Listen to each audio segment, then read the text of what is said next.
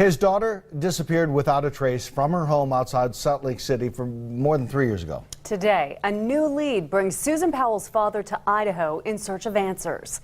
Fink explains in tonight's big story. That's the closest we've got to finding out what may have happened to my daughter, is this car.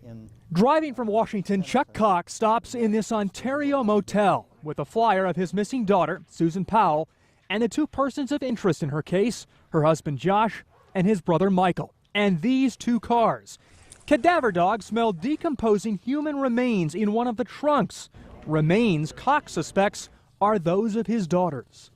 Everyone along the corridor can think about what they've seen, and maybe something that didn't make sense 3 years ago or seemed odd to them 3 years ago will now click in their minds, and it'll be important. Police say Josh Powell murdered their two sons and committed suicide in February 2012. His brother committed suicide this past February. Then last Tuesday, the West Valley City, Utah Police Department suspended its active investigation into Powell's disappearance, a decision that troubles Susan's sister, Denise. They should have gone on to at least 5 years.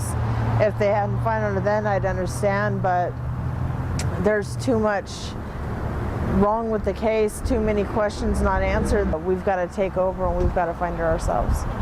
Cox says spreading the word is vital. He says he won't let himself stop until he knows what truly happened to his daughter. How difficult has this drive been? Well, we've stopped a lot, but it brings it all back. It brings a lot of it back, but it's never really left. It has to be done, and we're going to not give up. From Idaho, this hopeful father heads east to Utah, stopping along I-84 at gas stations, restaurants, searching for new leads. Anything that seemed out of the ordinary at the time, it'll ring a bell with somebody, and we'll have a tip that might lead to finding my daughter. Cox says most of the people he's talked to over the last 48 hours, they've never heard of Susan Powell. He tells me that is discouraging, but he says he needs only one person to remember something about the two brothers or those two Fords. Fink, today's 6 on your side. Boise police investigating